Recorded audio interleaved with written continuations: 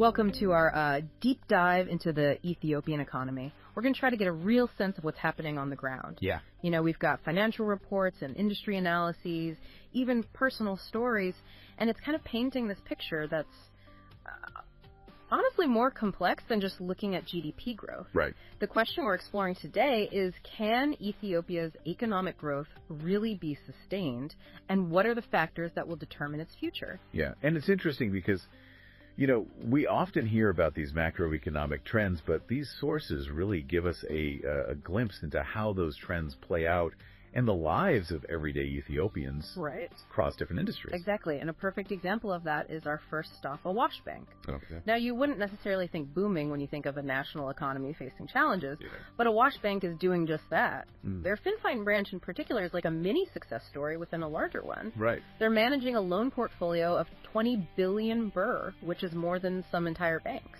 Their success is remarkable. Yeah. Yeah. Especially when you dig into the numbers. Yeah. They've reached a paid-up capital of over 20 billion birrs. So essentially, that's the money shareholders have directly invested in the bank. Right. Showing a high level of confidence. Yeah. On top of that, they're nearing 9 billion birr in profit and have expanded to almost 1,000 branches across the country. So how are they achieving this? Right. Is it just luck, or is there a strategy at play here? Their strategy is actually quite conservative. Okay. They've been very careful about navigating the credit caps imposed by the National Bank. Right. Meaning they're lending cautiously. Right. But here's where it gets interesting. Okay. They're diversifying their revenue streams, focusing on things like fees and commissions and foreign exchange gains, rather than relying solely on interest income from loans. So it's less about risky lending and more about a broader approach to making money. Exactly. And it's a strategy that seems to be working for them, at least for now. Right. They're prioritizing long-term growth and stability, which is reflected in their incredibly high profit per employee, over 429,000 birrs. Wow. To put that in perspective, that's significantly higher than the average for banks even internationally. That's impressive, but is this model sustainable in the long run? I mean, can every bank in Ethiopia become a Awash Bank and adopt this conservative approach? That's a great question. And the answer is not so simple. Okay. Awash's approach, while successful so far, also comes with increasing expenses. Right. Particularly in salaries and operational costs. Okay. They seem to be betting on long-term efficiency by investing heavily in their workforce. It makes you wonder if there are any potential downsides to playing it too safe. Right. Could they miss out on opportunities for faster growth by being so cautious? It's like choosing between the tortoise and the hare, isn't it? Precisely. And this brings us to a critical point. Awash's success isn't necessarily reflective of the entire Ethiopian economy. Right. In fact, it highlights a stark contrast when we look at other sectors like the industrial parks. That's right. It's heartbreaking to read about workers in these industrial parks earning as little as $7 a month. Yeah. How can anyone possibly survive on that, especially with inflation driving up the cost of living? It's a complex situation. Ethiopia has intentionally adopted a low-wage strategy to attract foreign investment, especially in sectors like garment manufacturing. Right. The idea is to position Ethiopia as a low-cost manufacturing hub, and while it's attracting businesses, it's coming at a huge human cost. It seems almost exploitative, doesn't it? Yeah. I mean, the median monthly wage in Ethiopia is already incredibly low, around 3,000 birr, and these industrial park wages are just a fraction of that. Yeah. It's no wonder workers are forced to take on additional jobs, often jeopardizing their health just to make ends meet. Absolutely. And the situation is exacerbated by the lack of a minimum wage law in Ethiopia. Right. While labor laws technically protect things like the right to form unions and bargain collectively, Right. these rights are often ignored within industrial parks. It's disturbing to read about workers resorting to desperate measures like sex work just to survive. Yeah. And this issue of low wages isn't confined to industrial parks. Yeah. We read about a doctor and a lecturer, both highly educated professionals who are struggling to get by because of inflation. That's a crucial point. It shows that this cost of living crisis is impacting fixed wage earners across various sectors. Right. The doctor, for example, had his dream of opening a clinic dashed because his landlord raised the rent anticipating a government-promised salary increase for civil servants. Right. That increase never materialized. And the lecturer had to resort to animal husbandry to supplement his meager income because his monthly stipend hasn't changed in over a decade. Wow. It's clear that the government's efforts to address this crisis haven't been nearly enough. And the AGOA suspension, which has led to thousands of job losses particularly in the Hawassa Industrial Park, adds another layer of complexity to this issue. So on one hand, we have Awash Bank representing a sector that's flourishing, while on the other we have industrial park workers struggling to make ends meet. Right. It paints a very uneven picture of the Ethiopian economy. Yes, and this raises some fundamental questions about the sustainability and inclusivity of Ethiopia's economic growth model. It makes you wonder, at what cost is this growth being achieved and who is truly benefiting? Exactly, and that leads us to another critical sector that's facing significant challenges in agriculture. Okay. Specifically, the state of irrigation projects in Ethiopia is quite concerning. It's like building a house. You know, you need a strong foundation, and in economics, that foundation is a healthy savings rate. But speaking of foundations, let's turn to a different kind of foundation, one that affects,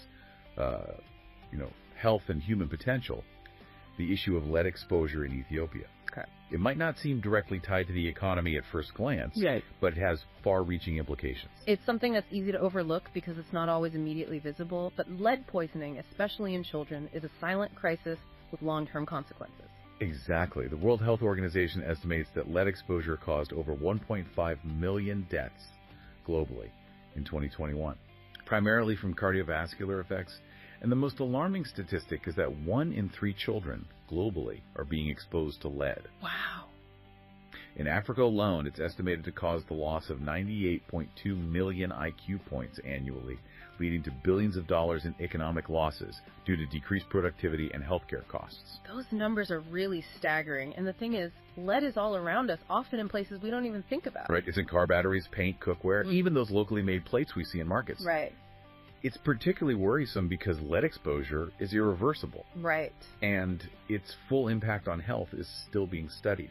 It's concerning to read that Ethiopia has a draft directive that would regulate lead-acid batteries and mandate recycling, but it's been stuck in bureaucratic limbo for years. Right. It seems like a missed opportunity to not only protect public health, but also potentially create jobs in the recycling sector. Absolutely. We read about a recycler who's built a lead battery recycling factory, but it's just sitting there idle because the government hasn't implemented the Extended Producer Responsibility, or EPR system. Right. This system would require retailers and collectors to send used batteries to licensed recyclers like him. It sounds like a smart system that could have multiple benefits, but it's frustrating that it's not yet in place. Yeah. Meanwhile, people are unknowingly exposing themselves and their children to this toxic metal. It's good that the Ministry of Health is finally taking some action, signing an agreement with the EPA to create new regulations for lead-containing products, but it does feel a bit reactive rather than proactive. They're definitely playing catch-up, and it highlights the need for more forward-thinking policies that prioritize preventative measures. We read about lead-contaminated cookware, particularly large pots used by community organizations, leaching lead into food. Right. It's a silent threat that could be addressed with stricter regulations and public awareness campaigns. Definitely. The plan to incorporate lead blood tests into the Early Childhood Development Program is a positive step. But we need to see more comprehensive efforts to tackle this issue at its source. Right. Lead poisoning is a preventable tragedy. Yeah. But it requires a coordinated effort from the government, industry, and individuals. It's a reminder that economic development can't come at the expense of public health. We need to find ways to create a prosperous future for Ethiopia without jeopardizing the well-being of its people. Absolutely. Now, let's shift gears to a potential bright spot in the Ethiopian economy. Something that could bring much-needed revenue. The soaring coffee prices. Okay. Arabica coffee prices recently hit $3.44 per pound, a nearly 50-year high. Finally, some good news. Ethiopia, being one of the world's top coffee producers, should be in a prime position to benefit from this. All right. On paper, yes, the Ethiopian Coffee and Tea Authority is projecting over $2 billion in coffee export revenue this fiscal year. Wow. A 75.92% increase from the previous year. We read about one exporter who's gearing up for a potentially lucrative season. But is everyone as optimistic? Well, there are some voices of caution. The general manager of the Oromia Coffee Farmers Cooperative Union, for instance, pointed out that major markets in America and Europe aren't buying as much as they used to. Oh. Perhaps waiting for prices to stabilize. So it's not a guaranteed win for Ethiopia? Not quite. There are hurdles to overcome, like securing financing. Exporters need capital to buy coffee in bulk, especially to take advantage of these high prices. Right. But loans are difficult to obtain. We even read about exporters urging the National Bank to encourage banks to extend them loans, but so far no action has been taken. Right. It highlights the challenges businesses in Ethiopia face when it comes to accessing finance, even in a potentially booming sector. Exactly, and it's not just about financing. There's also the issue of market volatility. Coffee prices are notoriously unpredictable, and while they're high now, there's no guarantee they'll stay that way. So how can Ethiopia capitalize on this opportunity while also mitigating the risks? It requires a strategic approach, focusing on managing volatility, improving access to finance, and perhaps most importantly, ensuring direct market access for farmers. Cutting out the middlemen and enabling farmers to sell their coffee directly to international buyers could significantly increase their earnings. That makes a lot of sense. It's about empowering the people who are actually growing the coffee to benefit from these high prices. But speaking of policies that aim to empower and generate revenue, our final deep dive takes us into a much debated topic, the proposed property tax bill. This one has sparked a lot of controversy with strong opinions on both sides. Yeah. The bill aims to overhaul how property taxes are levied, giving regional governments more authority to set their own rates. The goal is to increase revenue for local governments and give them more autonomy, which on the surface sounds like a good idea, but it seems there's more to it than that. That's right. There's been strong opposition from various sectors, including pharmaceutical manufacturers and real estate developers. Right. They argue that the new tax burden will cripple their industries, which are already grappling with high costs and low returns.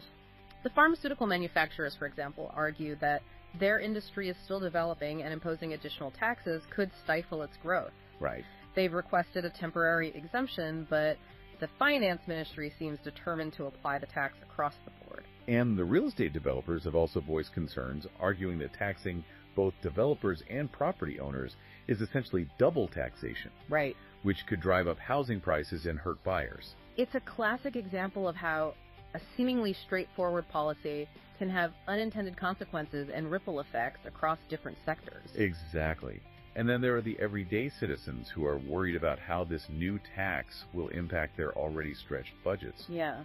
We read about a pensioner who's concerned about affording the higher property taxes on his condominium. That's understandable, especially for those on fixed incomes. While the bill does include provisions for exemptions for low-income households, there's skepticism about how these will be implemented and whether they'll truly protect the most vulnerable. There's also the issue of incomplete property records and the potential for corruption or exploitation. How will they accurately assess property values and ensure everyone pays their fair share? It seems like a recipe for chaos and potential chaos. To address those concerns, the government recently passed a law on property valuation, aiming to standardize assessments and create a more transparent system. Okay. They plan to use private valuators to ensure accuracy and fairness. Hopefully that will help alleviate some of the anxieties, but it remains to be seen how this new property tax will ultimately impact different sectors of the economy and society as a whole. It's certainly a policy to watch closely. Stay curious, stay engaged, and keep those deep dive questions coming. Until next time, keep learning, keep exploring, and remember that a truly prosperous future for Ethiopia depends on the active participation of its citizens. That's a wrap on our deep dive into the Ethiopian economy. Thanks for joining us.